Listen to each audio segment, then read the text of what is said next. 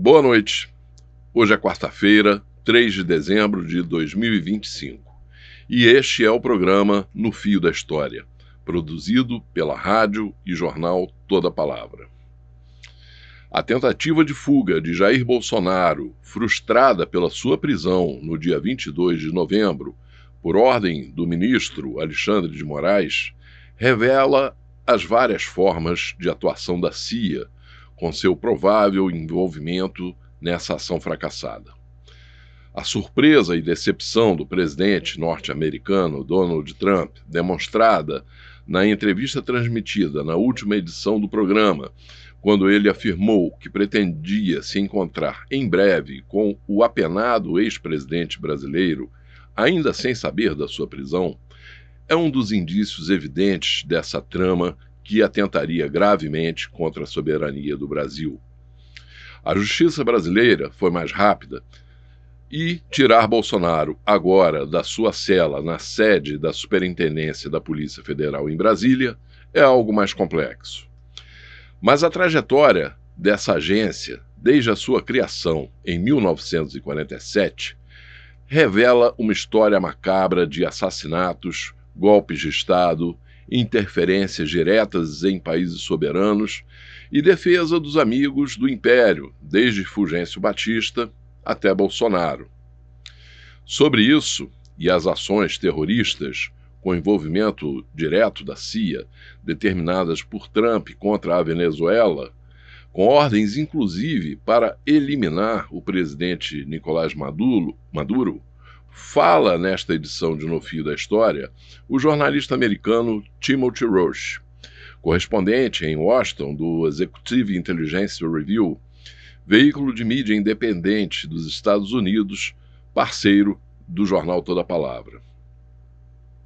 Ainda nesta edição, No Fio da História aborda o cerco norte-americano contra a Venezuela com a ordem abusiva de Trump para o fechamento do espaço aéreo venezuelano e traz, desde Caracas, um depoimento da presidente da rede de televisão Telesur, Patrícia Villegas, sobre o momento atual vivido pela população do país, enquanto aguarda o desfecho da crise. O programa também trata de mais um escândalo revelado por investigações da polícia e da Receita Federal depois do estouro do Banco Master, envolvendo relações promíscuas entre políticos da direita e grupos econômicos. Assista com comentários do analista político Brizola Neto. O plano de fuga de Jair Bolsonaro, abortado por uma rápida ação do ministro Alexandre de Moraes e do STF, e que resultou em sua prisão, teria apoio dos Estados Unidos com o possível envolvimento da Agência de Inteligência, a CIA. Atuando em operações clandestinas praticamente desde a sua fundação, em 1947, a CIA tem sido usada pelos Estados Unidos não apenas para derrubar governos e regimes e exercer livremente o seu domínio imperialista, mas também para salvaguardar seus pares. Foi assim na Guerra Fria e continua até hoje com a suposta guerra contra o narcotráfico, declarada por Donald Trump aos governos de esquerda na Venezuela e na Colômbia, ao mesmo tempo em que afaga o presidente de extrema-direita Javier Milei, injetando milhões de dólares na economia argentina. Há décadas, as operações da CIA se caracterizam pelo mesmo modus operandi: a desestabilização de governos eleitos ou a extinção de movimentos de esquerda através de golpes, campanhas de propaganda, financiamento de opositores e apoio a regimes autoritários aliados. O objetivo sempre foi assegurar a hegemonia geopolítica dos Estados Unidos, muitas vezes passando por cima da democracia e da autodeterminação dos povos, e deixando um legado de instabilidade política e econômica. A América Latina destacou-se como palco das operações clandestinas da CIA. Um dos primeiros casos ocorreu na Guatemala, em 1954, com a Operação PB Success, que depois o presidente Jacobo Arbenz, após suas reformas agrárias ameaçarem os interesses da empresa norte-americana United Fruit Company. A CIA fez campanha de desinformação e apoiou rebeldes para simular um levante popular, forçando a renúncia de Arbenz. A Revolução Cubana de 1959 concentrou os esforços da agência na região. A fracassada invasão da Baía dos Porcos em 1961, quando a CIA treinou exilados cubanos para derrubar Fidel Castro, foi seguida pela Operação Mongoose, com sabotagens e planos de assassinato. A agência monitorou e apoiou os militares no golpe de 1964 no Brasil, que tirou João Goulart da presidência da República. Na Guiana, trabalhou para desestabilizar o governo socialista de Che de Jagan, financiando greves e movimentos de oposição. O ápice da intervenção na América Latina ocorreu no Chile, com a Operação Fubelt. Documentos revelaram que a CIA financiou partidos de oposição e fomentou crises econômicas para derrubar o governo democraticamente eleito de Salvador Allende, culminando no golpe militar de Augusto Pinochet em 1973. Ainda nos anos 1960 e 1970, a agência teve participação ativa em outros países, como na captura e execução de Che Guevara na Bolívia em 1967 e no fornecimento de apoio técnico e inteligência para regimes militares durante a Operação Condor. As intervenções da CIA seguiram o padrão global de tentar eliminar governos aliados ao bloco soviético. No Oriente Médio, a Operação Ajax de 1953, depois o primeiro-ministro do Irã, Mohammad Mossadegh, após a nacionalização do petróleo. Na África, a agência apoiou a derrubada e execução de Patrice Lumumba no Congo em 1960 e financiou grupos rebeldes contra o Movimento Popular de Libertação de Angola, na Guerra Civil daquele país. Na Ásia, a CIA deu suporte ao general Suharto durante o violento expurgo anticomunista na Indonésia em 1965. Vocês assistiram em matéria de Meane Albuquerque um histórico da forma de atuar da CIA desde a fundação dessa agência em 1947.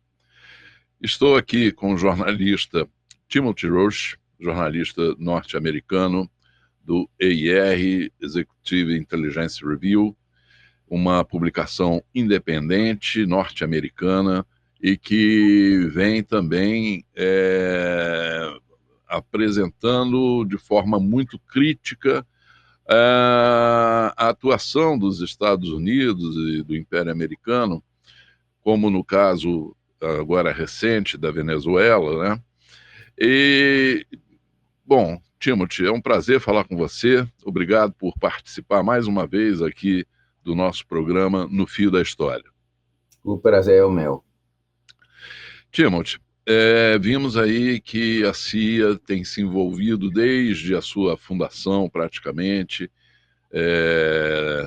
meados dos anos 40, de vários golpes de Estado, vários assassinatos, e também de proteção, dado proteção a pessoas, a elementos que seriam de interesse do Império Americano, como foi com Fulgêncio Batista, como foi com Somoza e outros. Agora, recentemente, o ex-presidente Jair Bolsonaro foi preso numa antecipação do cumprimento da sua pena de 27 anos e 3 meses de detenção, pelo julgamento que aconteceu no Supremo Tribunal Federal por causa da tentativa de golpe de Estado em 2022. E essa antecipação determinada pelo ministro Alexandre de Moraes foi justamente para evitar uma eventual e muito provável fuga de Bolsonaro para escapar da prisão, do cumprimento dessa pena. Bom, existem muitas evidências, como nós já tratamos aqui no programa No Fio da História, muitas evidências de que o governo americano e a CIA poderiam estar envolvidos nessa tentativa de fuga de Bolsonaro. Então, vocês que acompanham de perto, você aí em Washington, acompanha de perto a prática do governo norte-americano e os movimentos da CIA, como que você vê esse quadro e se você acha que esse seria o tipo de modus operandi da CIA? Eu acho que não se pode descartar a possibilidade, mas eu acho que o tema central agora é os esforços do secretário do Estado, Marco Rubio.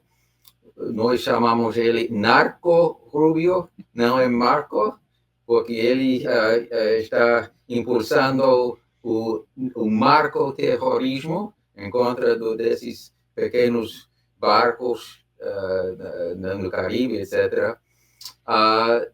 Os neocons, os belicistas, os que querem manter o ritmo das guerras sem fim desses anos. Tem algo em Venezuela, mas realmente é algo em contra do Brasil, em contra da participação do Brasil dentro dos BRICS, todo o papel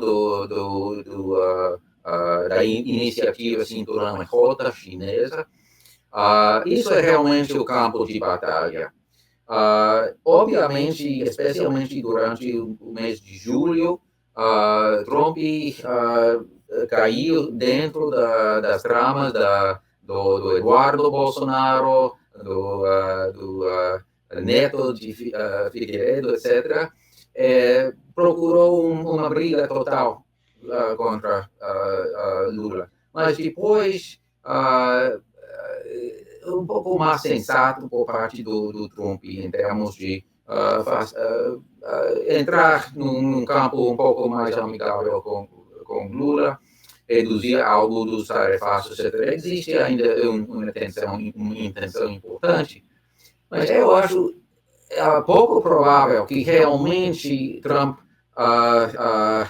tivesse pensado bem nessa coisa. É bem possível que ele falava que no ar houve alguma armadilha, digamos, mas eu acho que existe. Eu acho que é muito importante manter o foco em identificar como se diria, acabar com as forças representadas por Marco Rubio. Outros dentro do Departamento de Estado, também Hegseth, obviamente, agora tocaram no nome, não é ainda, não é mais Departamento de Defesa, é Departamento de Guerra. É um absurdo. Então, o interessante em termos de Venezuela agora é que, aparentemente, o Hegseth deu a luz verde a matar alguns sobreviventes dos ataques aéreos norte-americanos faz 2 meses. Inclusive, alguns republicanos de altura, os chefes dos comitês no Senado e no Congresso sobre matéria de armas, os serviços armados, já demandaram do Trump e da administração explicações. Para mim, é um horror a política toda, ou seja, essa é uma reflexão de uma imoralidade, uma mentiras estilo Goebbels, nazi, de manter essa andanada de alegações em contra de Maduro, de Venezuela, por ser centro de drogas, ele como chefão de uma família narcotraficante, etc. É um absurdo. Mas é interessante que, às vezes, você sabe, Luiz, que na política, às vezes, não se fala assim as verdades abertas, mas se presta, agarram coisas possivelmente menores, mas para dificultar uma política nefasta. Em esse caso, eu acho ainda muito provável que haja algum ataque maior dos Estados Unidos contra a Venezuela. mas existe, e dentro da mistura dos acontecimentos, de desdobramentos, fatores possíveis de restringir essas operações. E em boa hora está falando em Moscou hoje na tarde o Steve Witkoff, outro emissário do Trump, diretamente com Putin, etc. Existem fatores contraditórios, muito complexos. Assim que eu acho, como digo, não se pode descartar algo em termos da CIA, temos uma fuga, ajudar uma fuga do Bolsonaro, mas acho que devemos manter também esse quadro amplo em termos dos outros fatores. Sim. Bom, você tocou num ponto importante, realmente, os questionamentos que agora acontecem dentro do Congresso americano em relação a esses atos bárbaros, atos brutais de aniquilação dessas pessoas nos barcos, sem menor comprovação de nada. Se diz que são traficantes, mas não se tem provas. E no caso específico desse ataque, que agora está sendo questionado no Congresso, inclusive por parlamentares republicanos também, né, como você disse, é um ataque repetido com a determinação realmente de não deixar sobreviventes, né? Isso indica que sobreviventes poderiam trazer à luz informações, fatos que não são do interesse do governo americano. Exatamente. Nós sabemos que a sociedade americana não pode ser julgada pelo governo Trump e nem por governos anteriores, e realmente a gente tem uma esperança de que haja uma reação dentro da sociedade americana, dentro das forças políticas do Congresso americano, para barrar essa monstruosidade que se planeja praticar. E eu, particularmente, Timothy, acredito que se houver um ataque frontal contra a Venezuela, evidentemente que não vai sair barato para os Estados Unidos também, que vão perder se eles tentarem uma invasão, se tentarem uma tomada de território na Venezuela. Eu acho que teríamos uma repetição de situações como já se viu no Vietnã, no Afeganistão, em outros locais, e acredito sim que haveria uma forte reação da sociedade americana. O que você acha? Acho que sim, porque inclusive dentro da base política do Trump existe um sentido muito forte de que chega dessas guerras sem fim, chega dessas guerras que não solucionam nada, mas se chega aos Estados Unidos, ou seja, depois dessas guerras ou durante essas guerras muito largas, existe dentro de muitas famílias dos Estados Unidos com soldados, homens e mulheres, ao voltar aos Estados Unidos com desabilitamentos, como se diz, disabilities, físicas ou mentais. Deficiências físicas. Deficiências, exato. Problemas mentais grandes. Existe uma taxa de suicídio por entre os veteranos dessas guerras muito maior que as perdas dentro das guerras mesmas. Muito maior. É coisa, especialmente entre muitas camadas, digamos, de apoio a Trump. E já vem fraturando essa base. Alguns, como Marjorie Taylor Greene, ela descreveu com a política de Trump no meio Oriente Médio. Ela falou diretamente de que existe um genocídio. É muito importante reconhecer isso. Em contra de uma aventura em contra de Venezuela, queria assim revelar todos os documentos do caso Epstein. Então, representa ela, Tucker Carlson e outros, fator importante em termos da base de Trump. Acho também que no resto da América Latina, sim, uma série dessas estabilizações de renovadas crises imigratórias, etc., muitos refugiados. Em termos das metas,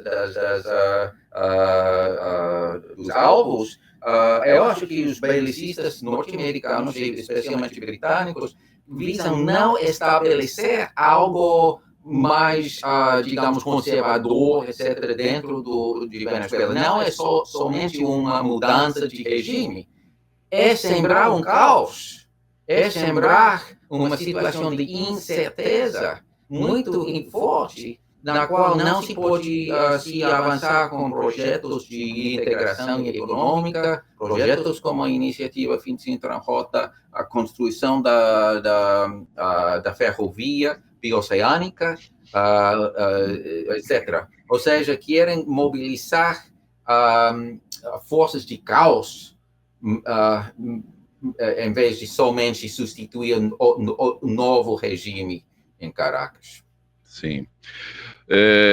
Ainda nessa edição do programa No Fio da História, teremos uma matéria específica sobre a Venezuela, inclusive com um depoimento da nossa colega jornalista Patrícia Villegas, presidente da Telesur, que participou do nosso evento aqui de Niterói, o BRICS Press Meeting, em 4 de julho. E também nessa matéria nós vamos trazer informações sobre um estado crítico das reservas de petróleo nos Estados Unidos. As reservas de petróleo americanas caíram, segundo as informações que apuramos, e hoje se encontram no seu nível mais baixo. Então, isso pode também explicar essa cobiça de Trump sobre a Venezuela e, evidentemente, sobre o petróleo venezuelano. E com essa pergunta eu encerro aqui a nossa entrevista, pedindo que você fale um pouco sobre isso, sobre essa questão do petróleo e o interesse americano nessas reservas que são as maiores do mundo. Sim. Fica parte do panorama das considerações. Eu não acho a primária. A primária é mais isso de sembrar, criar barreiras, entraves a qualquer projeto de desenvolvimento econômico. Realmente querem manter uma miséria tão grande que podem assim jogar em termos de manter condições, ou seja, condições migratórias, etc. Uma estabilização tremenda de todos, especialmente o México, que está baixo um color revolução color, não é? Isso da suposta geração Z. É clássico, não tem nada a ver com a situação interna do México. Mas querem também, no Brasil, manter todo tipo de desestabilização. Assim que o petróleo se fica dentro do... Inclusive, um jornalista britânico no Telegraph de Londres, faz 2 semanas ou 3 semanas, soltou o cenário de utilizar o petróleo de Venezuela para inundar o mercado internacional de petróleo suficiente para baixar o preço e assim atacar a Rússia, dizendo que isso é porque a Rússia tem muita venda de petróleo, não é? A China, a Índia e outras partes. Mas isso vai desarticular todo o sistema financeiro mundial. É como utilizar uma granada para desatar uma arma nuclear. Mas assim, as mentes febriles, não sei como se diz, as mentes malucas da geopolítica britânica.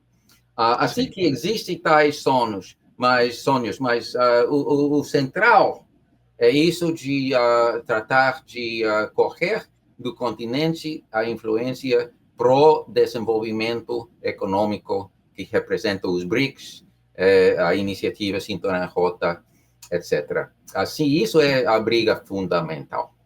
Sim, concordo.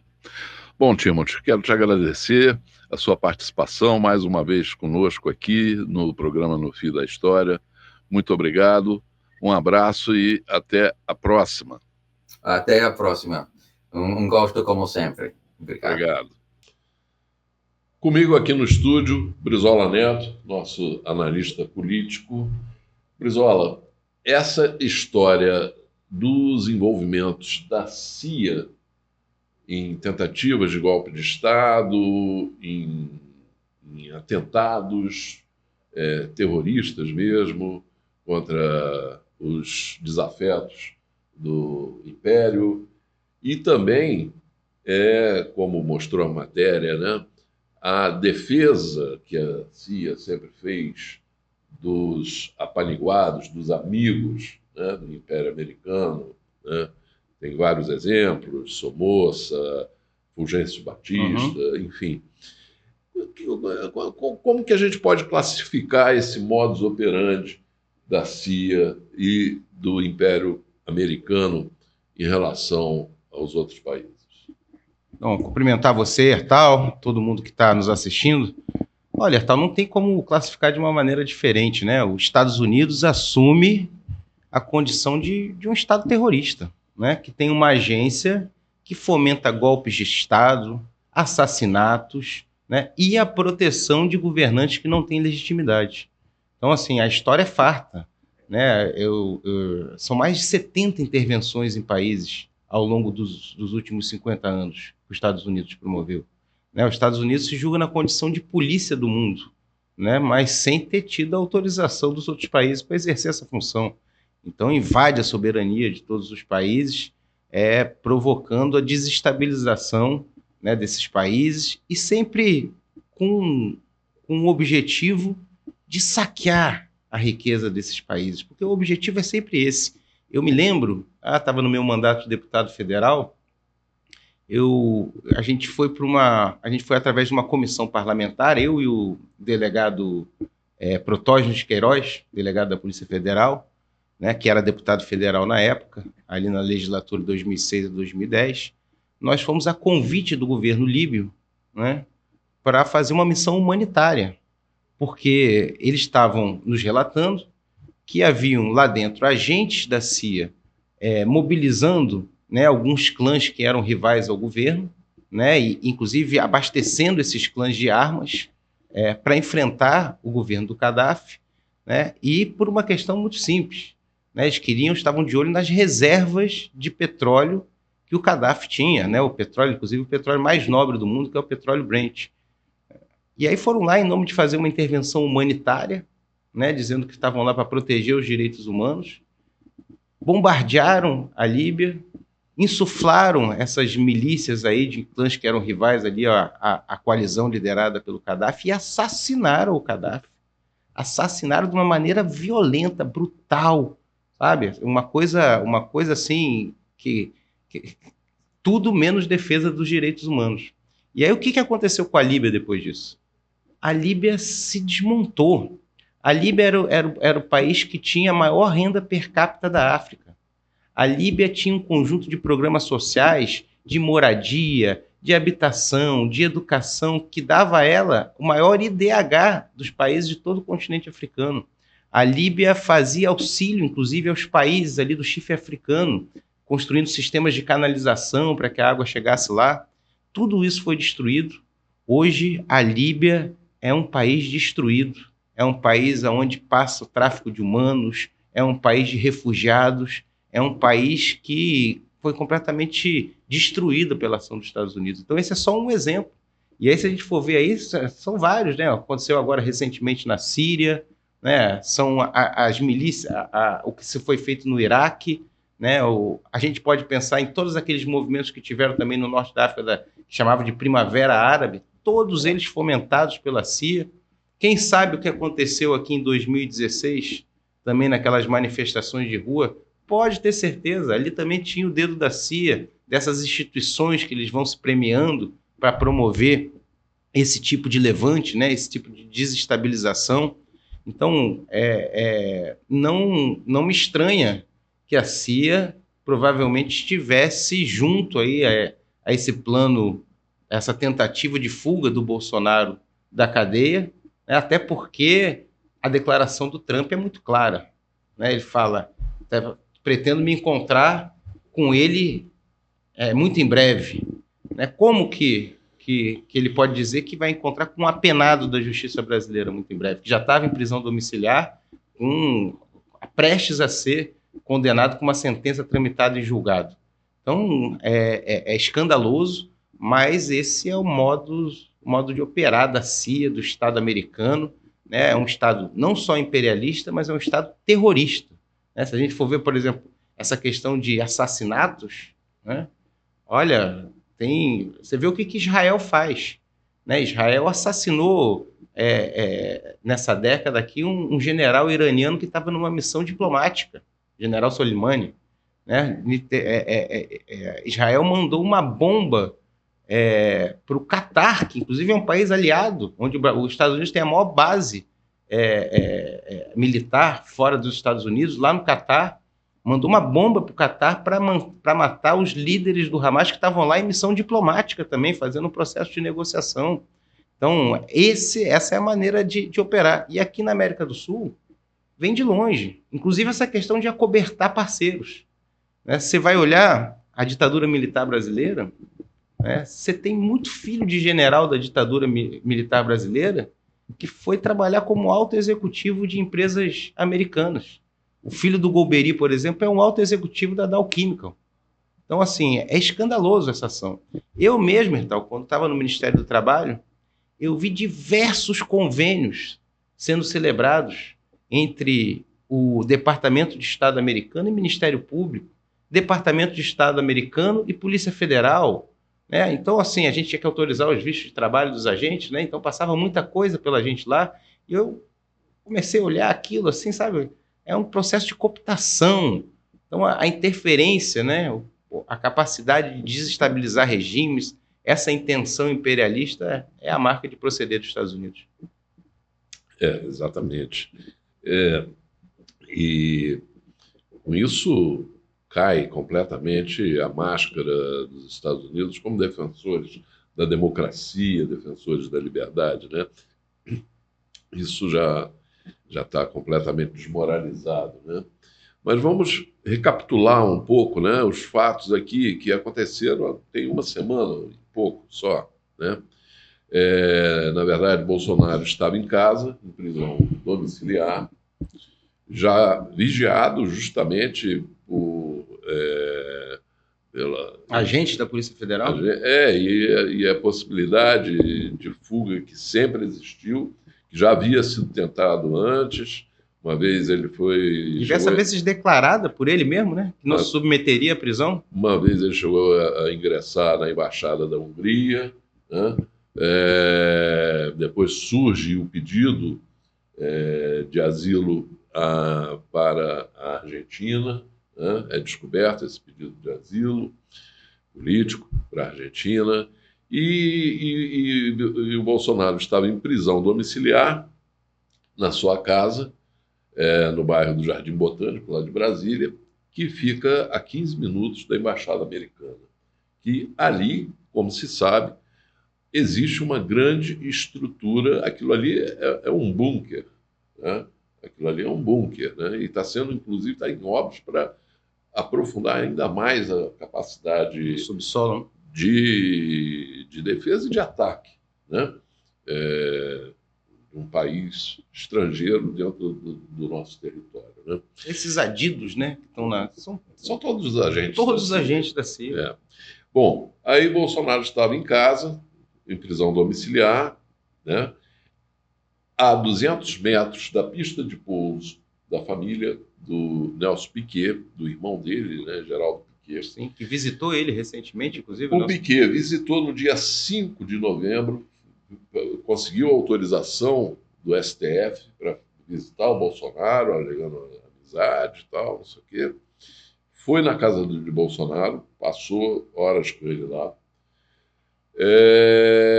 E na véspera da prisão, o Flávio Bolsonaro convoca uma vigília, né? Sim.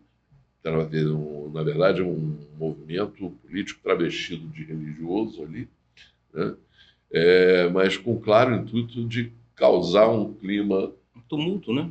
Tumultuoso ali naquele momento. E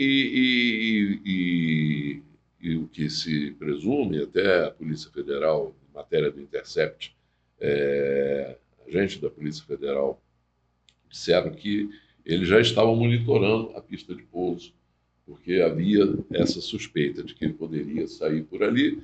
Botava ele num helicóptero ali e em segundos ele estava na Embaixada dos Estados Unidos. E ele ainda tentou em casa romper a tornozeleira eletrônica. Ele tentou nesse dia, ele tenta romper, violou a tornozeleira, e no dia seguinte ele é preso às 6 horas da manhã e o presidente Donald Trump dá uma entrevista nos jardins ali da Casa Branca, indo para pegar o helicóptero dele.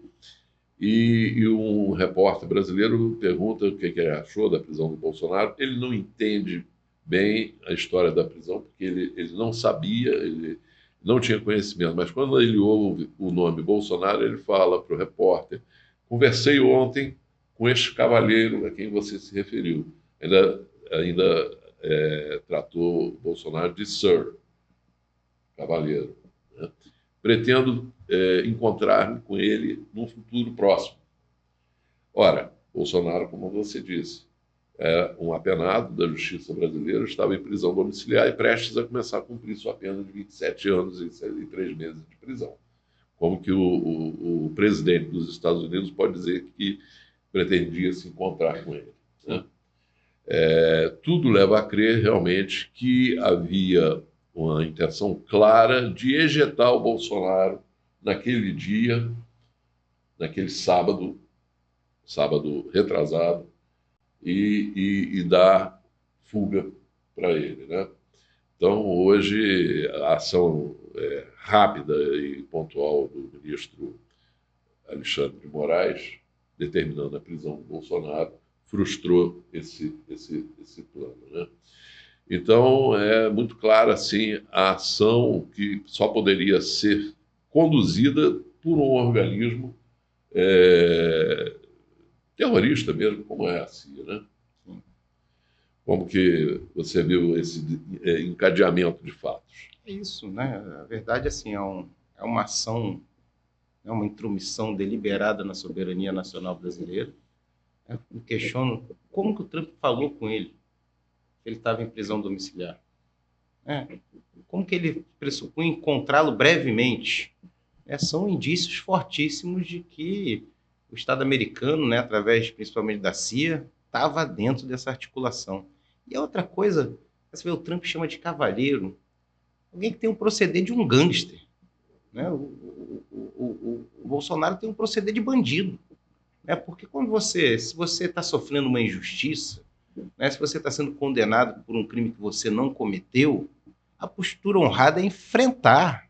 Você enfrenta a justiça, você prova a sua inocência, né? Agora, a fuga é uma admissão do crime, né? A fuga é uma confissão do crime, né? E mais do que isso, é um procedimento de quem não respeita o Estado Democrático de Direito, não respeita a decisão judicial, né? Se acha acima do Estado brasileiro, se acha acima da Constituição Federal.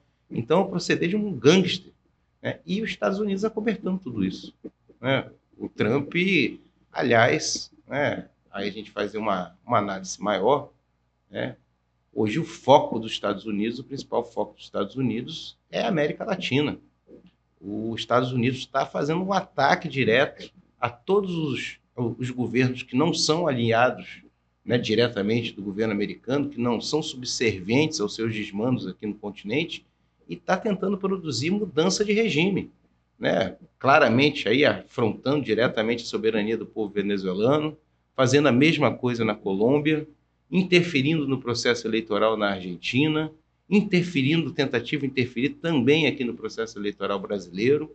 Então, eles estão de olho na América Latina, porque é o que sobrou a eles, né? Eles já perderam a África, perderam a Eurásia, né? Estão perdendo o oeste da Ásia.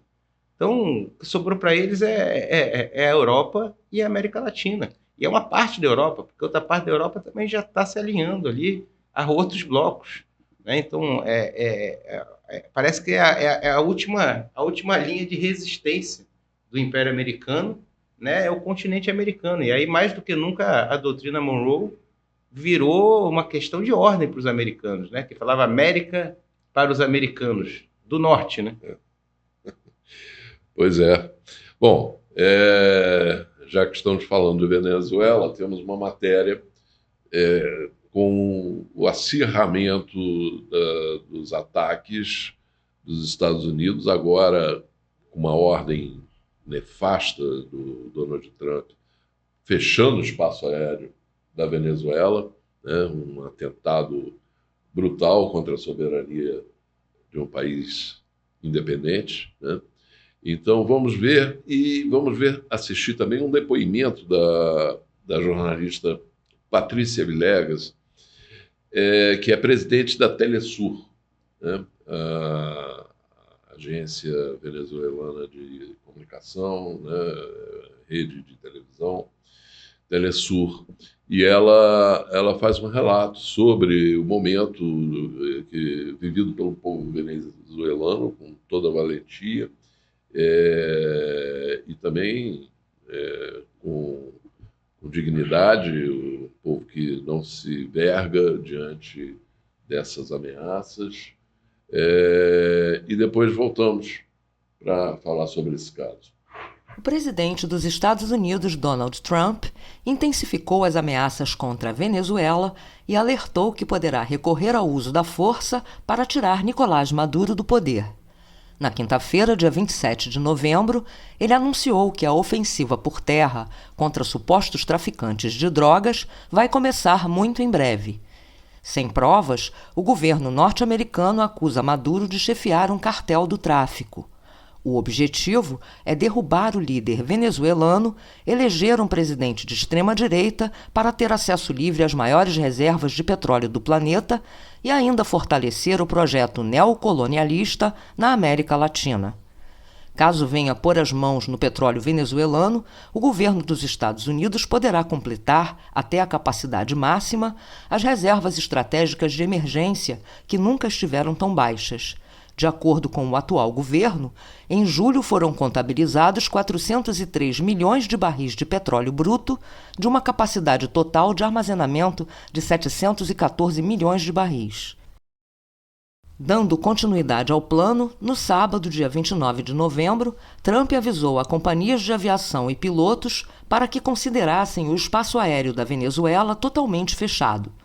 Mesmo sem ter autoridade legal para impor a medida, a advertência causou impacto no setor, com o cancelamento de voos e transtornos para os passageiros. A possibilidade de uma intervenção militar direta aumenta ainda mais o clima de tensão na região, mobilizando a população venezuelana a formar frentes de resistência armada para defender o país e a soberania nacional. Ao mesmo tempo, a comunidade global repudia publicamente as ações de Trump, que violam impunemente as leis internacionais. É o caso dos bombardeios a barcos no Mar do Caribe, a título de combater o que ele chama de narcoterrorismo. Pelo menos 80 pessoas foram mortas, sem provas de que seriam mesmo traficantes. A farsa norte-americana do combate ao narcotráfico para derrubar um governo de esquerda, como nos velhos tempos da Guerra Fria, foi revelada recentemente pelo ministro da Fazenda, Fernando Haddad. Enquanto Trump acusa Maduro de chefiar um cartel de drogas para legitimar uma investida bélica, Os Estados Unidos lucram fornecendo armas para as mesmas organizações criminosas que afirmam combater. Assista a seguir ao depoimento da presidente da rede de televisão venezuelana Telesur, parceira do Toda Palavra, Patricia Villegas, sobre o momento atual na Venezuela. Como ustedes saben, la sede de Telesur, la sede principal, está en la ciudad de Caracas, la capital venezolana. Y Venezuela lleva siendo por años protagonista de los grandes medios. Se ha dicho tanto y al mismo tiempo se ha dicho nada de su verdadera realidad. En Venezuela ocurre un interesante, por calificarlo de una manera poco rimbombante, proceso de transformación y de cambio. Quizá después del triunfo de la Revolución Cubana y de la Revolución Sandinista en Nicaragua, varios años atrás, bastantes años atrás, nuestra región no tenía un experimento social, cultural, militar, político, económico tan, pero tan interesante. Y vuelvo a usar esa palabra como la Revolución Bolivariana, que inspirada, como ustedes saben, en el Libertador y de la mano de la transformación militar y de la construcción de un modelo de democracia participativa del pueblo, ha venido tejiendo una gran transformación, un gran cambio, sin lugar a dudas. Ese cambio tan interesante ocurre en un territorio rico en minerales y recursos naturales. Un territorio vecino de Brasil, con una gran fachada en el Mar Caribe y con tierras que colindan con Colombia en la frontera más grande de nuestra región. Los últimos años, Venezuela ha experimentado una agresión de varias formas y en simultánea. A Brasil llegaron miles de personas en condición de migrantes económicos, así como lo hicieron también a otros lugares, producto justamente de esta causa, un ataque directo a toda la estructura de producción y distribución del país, que acarreó una enorme crisis que impactó de forma directa a grandes capas de la población. Venezuela estaba vulnerable en ese momento, su economía no resistió la agresión y la gente se lo sintió muchísimo. Al tiempo que esto estaba ocurriendo, asistíamos también a una invasión de mercenarios contratados por la oposición violenta con el apoyo del gobierno de los Estados Unidos, intentos de asesinato del presidente Maduro y altos funcionarios del Estado. El país también fue generando resistencias, reimpulsando su aparato económico, revitalizando su industria petrolera y sembrando sus campos. Y esto ha derivado en una intensa recuperación que también ha hecho volver a cientos de miles de esas personas que salieron. Y es justo en este contexto de ascenso económico que se emprende la amenaza bélica de invasión. A la fecha llevamos ya 3 meses desde que el presidente de Estados Unidos, Donald Trump, anunció los ataques a embarcaciones que transportarían drogas desde el Caribe hacia su país. Eso ha dicho, desconociendo que las grandes rutas del narcotráfico en nuestra región no usan este mar, sino el Océano Pacífico, y que la propia ONU, que no es precisamente aliada de Venezuela, ha sido muy crítica en muchos aspectos, ha indicado en varios informes que no es ni Venezuela ni el Caribe el lugar protagónico del tráfico de estupefacientes. Al tiempo que se presiona a Venezuela durante estas semanas, también se ha hecho con Colombia, con México y con Brasil, pero hay una enorme diferencia. No había solicitud de captura contra ninguno de los otros mandatarios. Tampoco eran considerados jefes de carteles de la droga, excepto con el presidente colombiano, con quien también se ha endurecido la postura en las últimas semanas.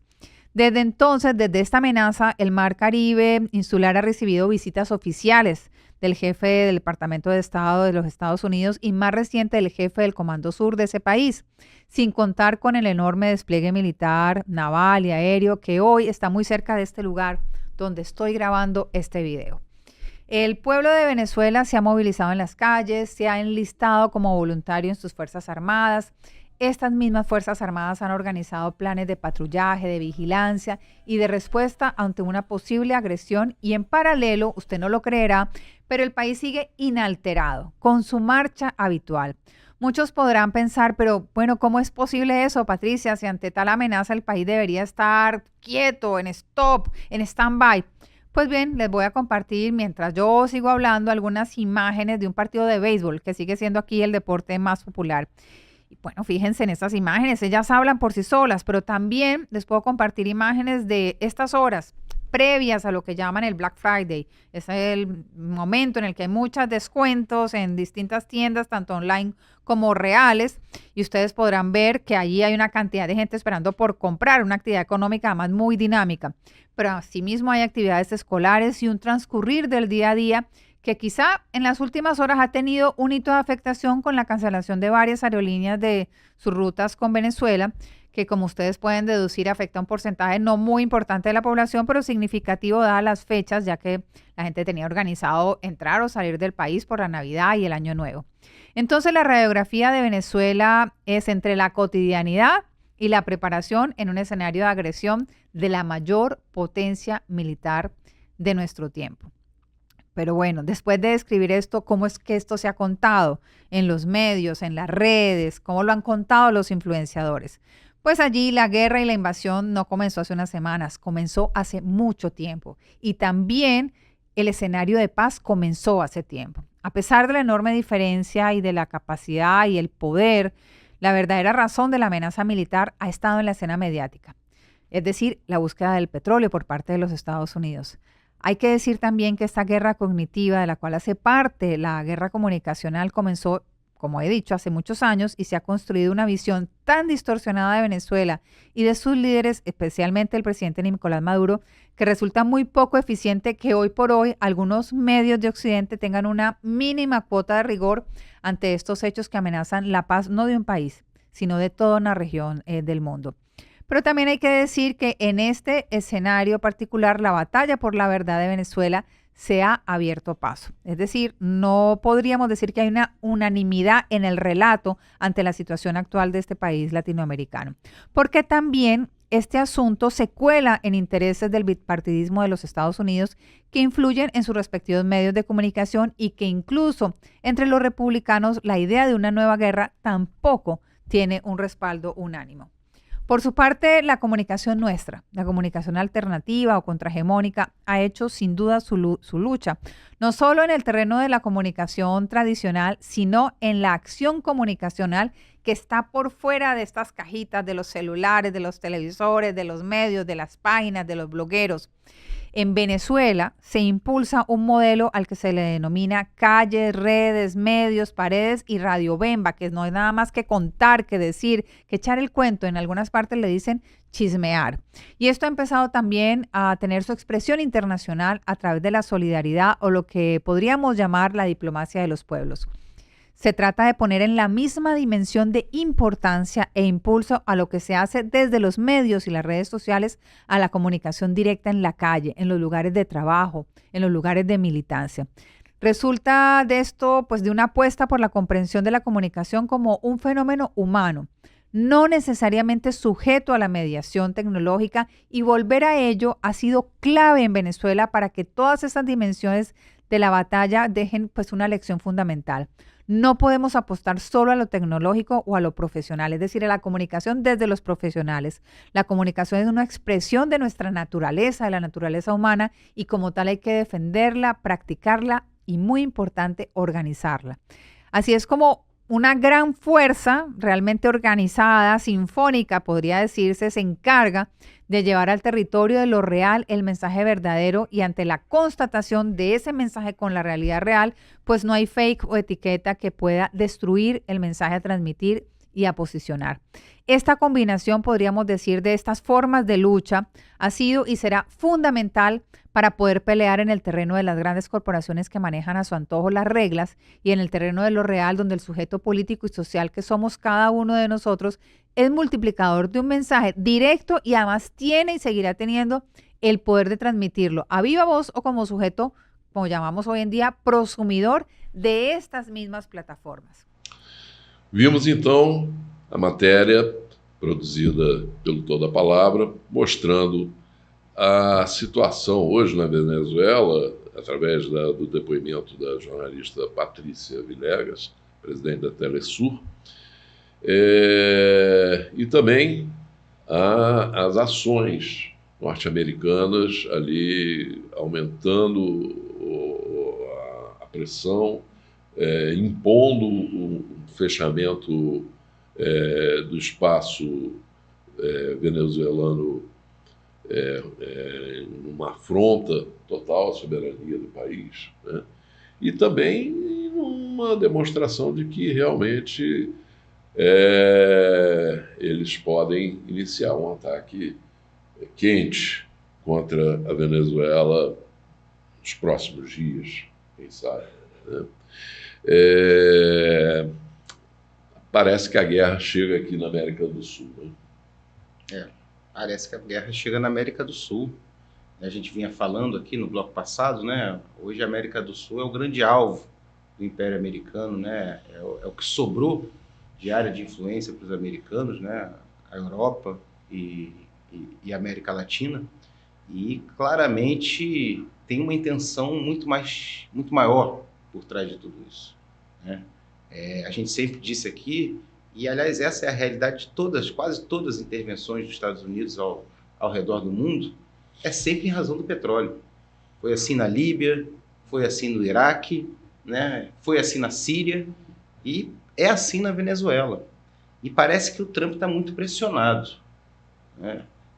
Tem um indicador que mede as reservas estratégicas de petróleo dos Estados Unidos. Elas estão no menor nível histórico. As reservas de petróleo dos Estados Unidos nunca tiveram tão baixas. Os Estados Unidos perdeu o controle do mercado de petróleo mundial, né? Antes ele controlava esse mercado porque só se negociava petróleo em dólar. Agora tem petróleo sendo negociado em yuan, tem petróleo sendo negociado em rúpio, tem petróleo sendo negociado na moeda indiana. Então eles não têm mais o controle desse mercado. E esse indicador das reservas estratégicas mostra que eles não estão conseguindo repor as reservas, né? E consumo absurdo de petróleo que existe nos Estados Unidos, o maior consumidor de petróleo do mundo, né? Isso é uma questão de segurança nacional. Então, não tenha dúvida, eles estão de olho nas reservas de petróleo da Venezuela, que são as maiores do mundo. Essa questão do fechamento, da imposição do fechamento do espaço aéreo venezuelano, porque um outro Estado não pode decretar o fechamento do espaço aéreo, só o próprio Estado pode decretar o fechamento do seu espaço aéreo, né? Essa pressão, né? Que, claro, né, tem consequências, porque as companhias aéreas, por exemplo, elas não vão arriscar, né, um desígnio desse do Estado americano dizendo que não tem responsabilidade mais por o que pode acontecer no espaço aéreo venezuelano, cancelamento de várias empresas aéreas que deixaram de voar para a Venezuela. Agora, a gente viu na matéria, né, que o clima, a sensação na Venezuela é de aparente normalidade. E mais do que isso, né, a gente está vendo um governo que vai muito além da liderança do Maduro, né? O Maduro é o grande líder desse governo, mas a cultura de defesa nacional é uma coisa que vai muito além da liderança do Maduro. Está nas Forças Armadas, que foram todas reformadas pelo presidente Hugo Chávez, né? Está dentro do povo, né? Que recebe treinamento militar, que forma milícias e que forma células de defesa do projeto bolivariano. Então, eu acho que a gente tem que avaliar direito isso aí, né? Porque todas as entradas, todas as ocupações, para os Estados Unidos é muito fácil fazer um cerco naval, muito fácil fazer um bombardeio aéreo, né? Agora, entrar no território, aí a coisa é diferente. Vê o que aconteceu no Afeganistão. Foram expulsos vergonhosamente pelos afegãos, né? Você via ali gente saindo pendurado na roda de avião, parecendo aquela saída lá da embaixada no Vietnã. Também foram expulsos do Vietnã, né?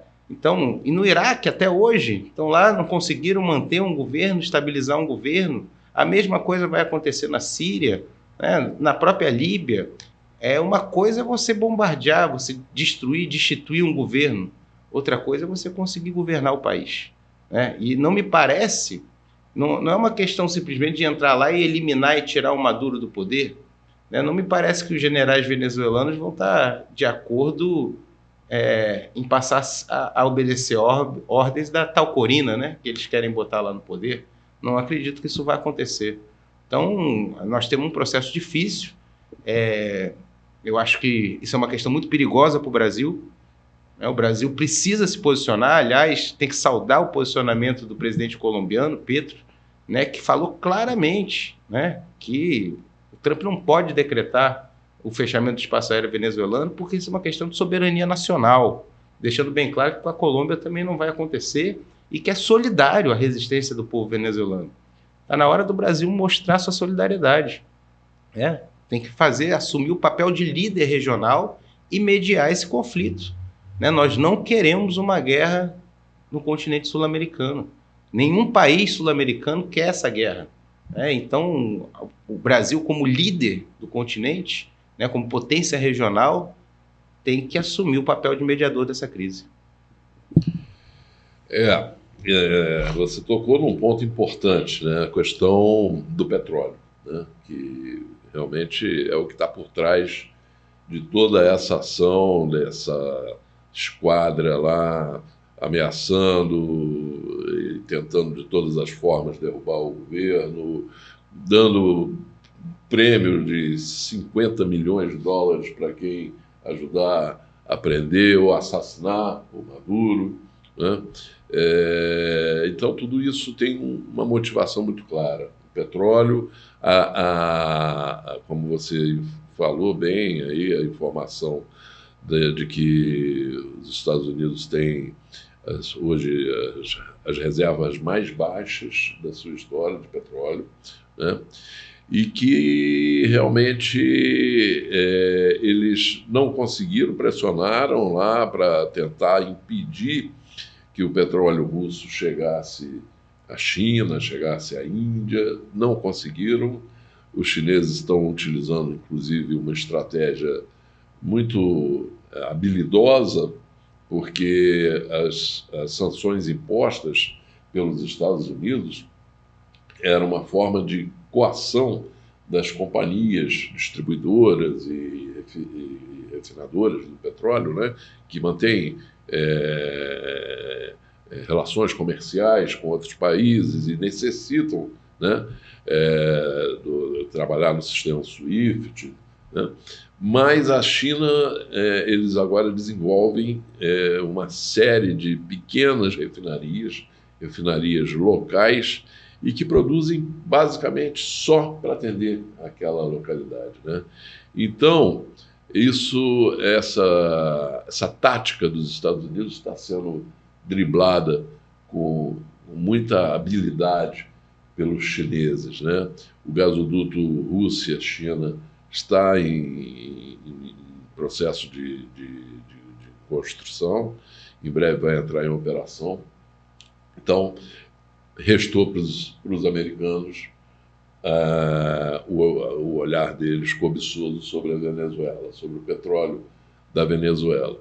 E outra, além dessa questão da necessidade do petróleo, né,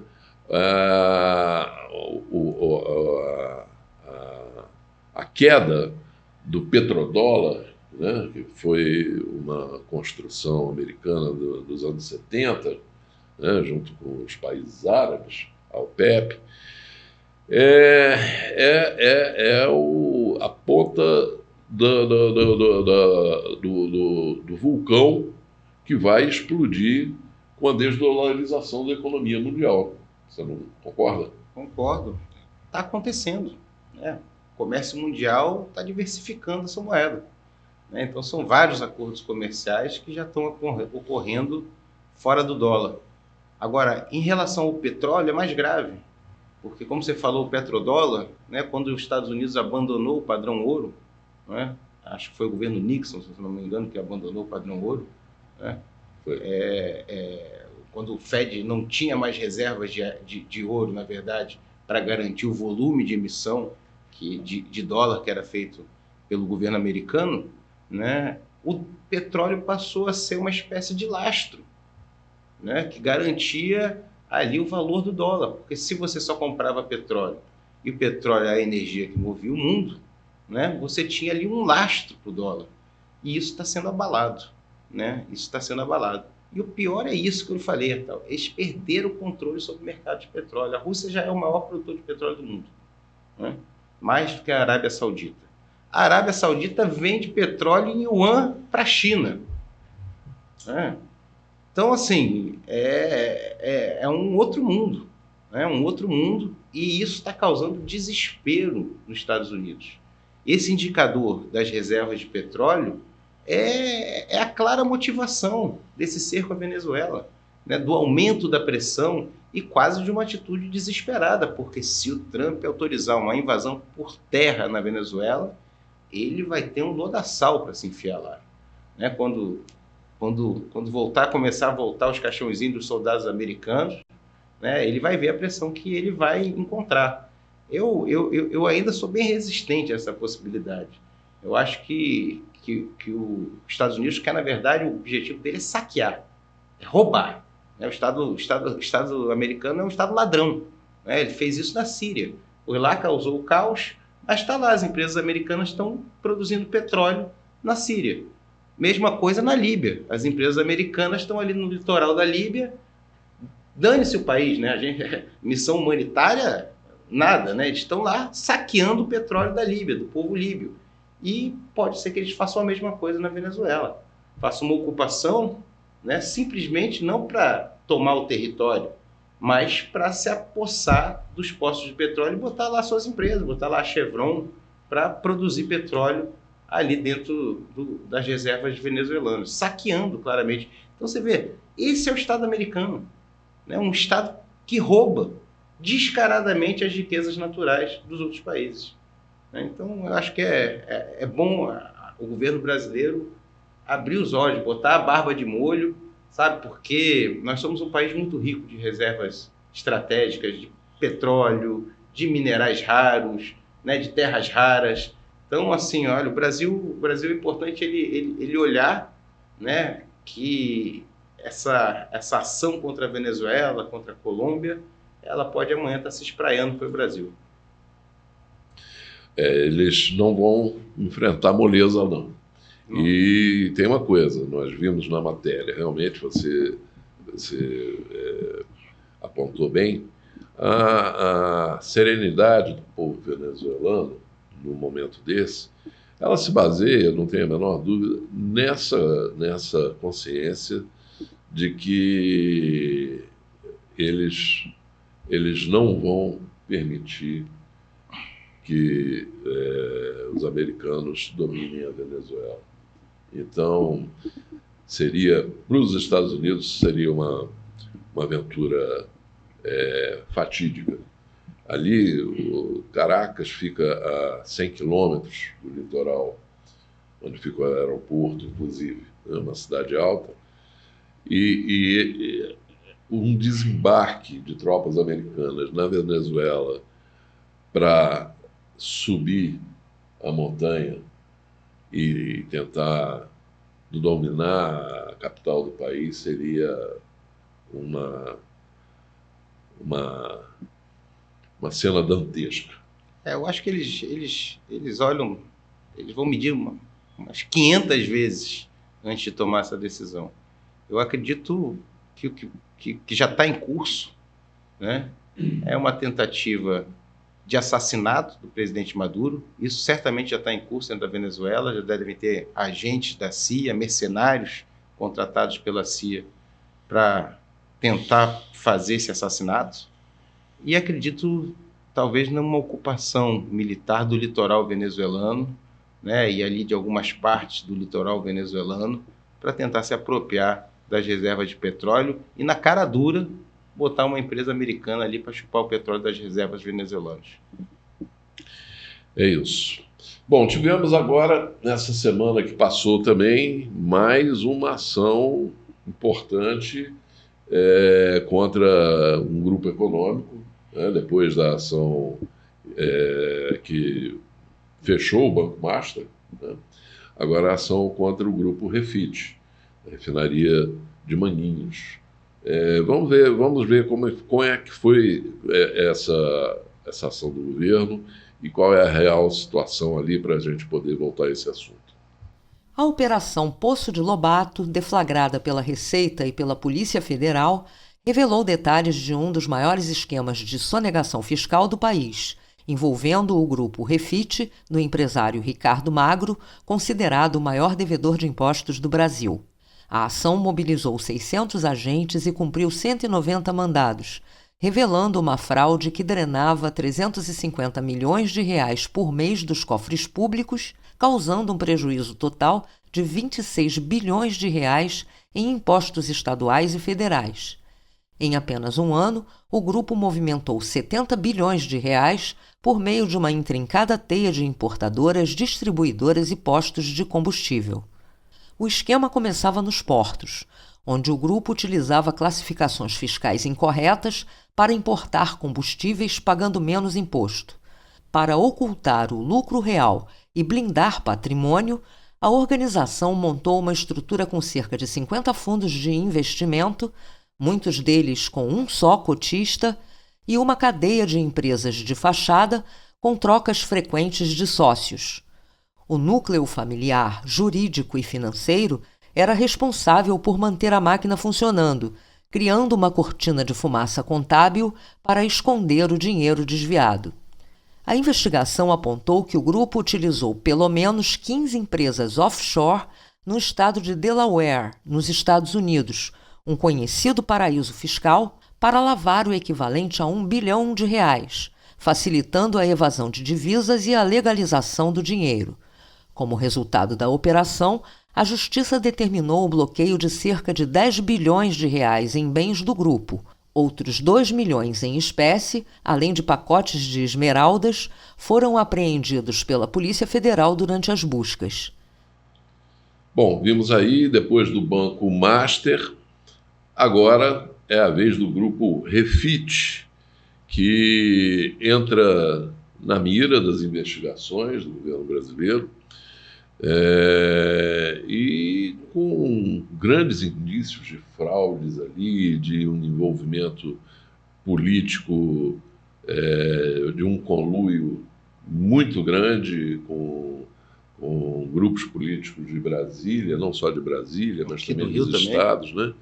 Então eu queria que você comentasse, Brizola, sobre esse caso, né? E justamente uma refinaria, né? O país que já perdeu as suas refinarias aí entregues, né? Com a desnacionalização de parte importante da Petrobras, né? E agora uma dessas refinarias particulares, privadas, né? Produz uma situação desse tipo, né? Todo mundo sabe, Hertal, que a Refit não é mais refinaria há muito tempo. A Refit não refina petróleo. A Refit importa combustível, né, e revende como se ali produzisse, né? E foi essa a grande descoberta da Polícia Federal, né? Quando os navios chegaram, acho que em Alagoas, agora não estou lembrando bem qual foi o estado do Nordeste, como se fossem descarregar o combustível lá pelo mesmo grupo. Eles têm um conjunto, um conglomerado de empresas que abrem e fecham para burlar o fisco, né? Chegaram lá e viram que o combustível, a Polícia Federal já acompanhando, né, que o combustível não foi desembarcado, porque o calado do navio permaneceu na mesma altura, ele não subiu, né? A gente sabe que um navio carregado, o calado baixa. E aí ficou escancarado a prática da Refit. A Refit, ela importa combustível e revende como se o combustível tivesse sido produzido ali. E aí, claro, tem uma carga tributária diferenciada e ali eles ganham bilhões de reais, né? Esse final de semana mesmo teve matéria aí nos jornais aí mostrando a vida nababesca do dono da Refit nos Estados Unidos, né? E assim, um escândalo que revela várias coisas, né? Assim, a pior de todas elas é a dependência de importação de petróleo, né? De combustível para um país que é autossuficiente, né? O Brasil tem reservas gigantescas de petróleo, né? Só que a gente não tem capacidade de refino. A gente produz mais de petróleo que a Venezuela. A gente está entre os 10 maiores produtores de petróleo do mundo. E a gente comete o crime de lesa pátria de vender óleo cru e importar combustível, né? E a gente tem toda a capacidade para fazer esses combustíveis aqui.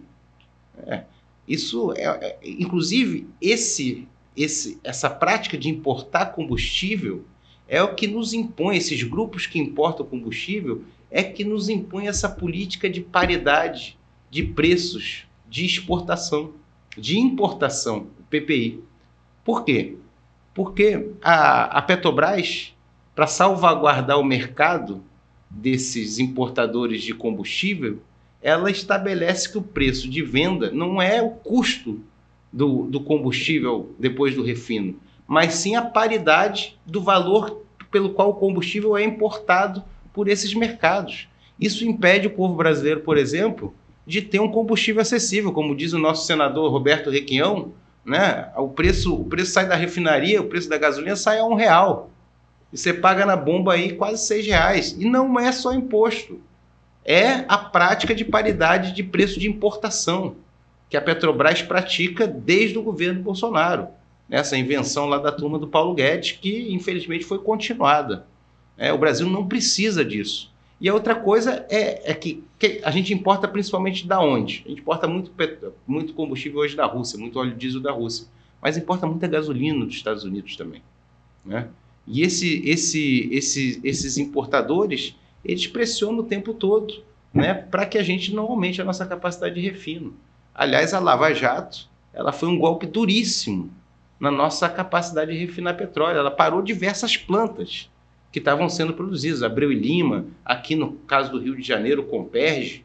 E eu não estou defendendo aqui que quem cometeu erro não seja punido, não tem nada disso não, mas tem que fazer que nem acontece em todos os países desenvolvidos. Você pune quem cometeu desvio, mas você salvaguarda as empresas. Quantos escândalos de empresas no mundo inteiro que a gente viu, né? A IBM que apoiava o nazismo, a Nissan no Japão, as empresas são preservadas, né? E aqui se permitiu, né, que a partir de um conjunto de denúncias de corrupção e de desvio na Petrobras, se enterrasse todo um projeto de desenvolvimento do refino. Então essa é a primeira coisa. E a segunda coisa é que deve ter muita gente que está preocupada com essa investigação. Aqui no Rio de Janeiro tem uma questão que tem que ser investigada, né? A Assembleia Legislativa do Estado do Rio de Janeiro, comandada pelo seu Bacelar, né? Agora, nesse ano agora de 2025, aprovou um desconto de até 95% nas dívidas dos maiores devedores, entre eles o principal devedor, o maior devedor do fisco estadual, a Refit. 95% nos juros e nas multas aplicadas a esse sonegador foram isentados.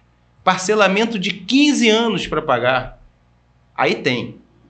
Acho que a investigação deve ir por aí também, né? Por que teve tanta força política o seu Bacelar para aprovar, né, o refis, né, o refinanciamento e o desconto absurdo de 95% nos juros e nas multas dessa dívida do maior devedor do Estado, e que todo mundo sabia, né, que não produzia 1 litro de combustível ali naquela refinaria. Aquilo ali é uma refinaria fantasma, usada justamente para driblar o fisco. Todo mundo sabia, e mesmo assim ela foi incluída nesse plano de refinanciamento patrocinado pelo governo do Estado e pela Assembleia Legislativa. Isso também tem que ser investigado. Pois é. E o Estado do Rio aí na crista da onda dos escândalos, né? Porque primeiro foi no caso do Banco Master, o investimento que o Cláudio Castro fez ali do Prev Rio, né? Recursos da Previdência dos servidores do governo do Estado. E agora essa renúncia fiscal bilionária, sem justificativa nenhuma, né? E o Estado com déficit no orçamento, né? O Estado vai apresentar uma proposta orçamentária para o ano que vem com déficit de 20 bilhões. E o governo se metendo nessas falcatruas aí, com o Refit, com o Banco Master. Pois é. Agora, a questão desse caso, né, que eu acho que é mais doloroso, né, conforme você disse, né, a nossa deficiência aqui no refino do petróleo, que nos obriga a importar, a vender óleo cru, importar gasolina e óleo diesel refinados, né? Isso torna ainda mais sem qualquer justificativa essa onda de privatização das refinarias brasileiras, que tira do governo brasileiro qualquer possibilidade de investir nessa área, investir na área do refino, justamente para dar autonomia ao país, né? Olha, então, a Petrobras está diante de um impasse que não tem maneira. Ou o governo resolve esse impasse, né? Ou ele entrega a Petrobras para o mercado. Essa é a verdadeira questão, né? A quebra do monopólio estatal feita pelo Fernando Henrique, né? Depois a venda do capital da empresa para acionistas, né? Tanto no mercado nacional como até no mercado internacional, a ação da Bolsa, a ação da Petrobras sendo vendida na Bolsa de Valores de Nova York, né? Isso cria uma contradição da Petrobras absurda, porque ou ela é uma empresa de mercado, que tem como objetivo dar lucro aos acionistas, ou ela é uma empresa de desenvolvimento nacional. Não dá para ser as duas coisas. Porque no momento que a Petrobras fizer uma política para baratear o custo do combustível na bomba, o povo brasileiro, né, para impulsionar o desenvolvimento econômico brasileiro, energia barata é desenvolvimento, né, a ação da Petrobras despenca. Na hora que a Petrobras anunciar que não vai mais distribuir dividendo, em vez de distribuir dividendo, vai pegar esse dinheiro, bilhões que são distribuídos todo ano pela Petrobras e seus acionistas, né? E ela vai pegar esse dinheiro e vai investir num plano de produzir plantas de refino, né? Plantas de petroquímica, a ação da Petrobras cai. Então, o governo, né, eu já falei isso diversas vezes, né? Já falei isso, inclusive, com debate com diretores da Petrobras, né? O governo tem que tomar uma decisão, né? Ou ele retoma a Petrobras como uma empresa comprometida como um pilar do desenvolvimento nacional, ou ele entrega a Petrobras para o mercado. Hoje a Petrobras está entregue ao mercado, né? E olha, se a gente for ver os principais acionistas da Petrobras, a gente vai ficar de queixo caído. São esses fundos de investimentos americanos. Hoje o BlackRock é um dos maiores detentores de ação da Petrobras. Então é para isso, né? Para isso que a empresa criada pelo Getúlio, né? A luta do povo brasileiro pelo petróleo é nosso, para terminar nisso. Então acredito que o governo brasileiro tem que se posicionar, né? E tem que retomar o controle estatal da empresa, né? E fazer com que a Petrobras volte a ser, né, uma mola propulsora do desenvolvimento nacional. Exatamente, como diz o Roberto Requião, né? A Petrobras tem que ser renacionalizada. É isso. Né? Bom, ficamos por aqui nessa edição de No Fio da História, esperando que o governo Lula assuma algumas posições nessa área, no sentido da renacionalização da Petrobras, né, por exemplo, e torcendo também para que não se cometam os absurdos que estão sendo ameaçados, com os quais estão sendo ameaçados o povo venezuelano. Né? É isso aí, Rafael. Temos que defender o continente americano, sul-americano, como se fosse uma grande pátria, né? Foi idealizada pelo Chávez. Exatamente. E o Brasil precisa ser solidário à resistência do povo venezuelano. É isso, é o sonho bolivariano, né? Nós também precisamos abraçar. É isso. Bom, ficamos então aqui até a próxima semana, Brizola. Até a próxima semana, então. Tá.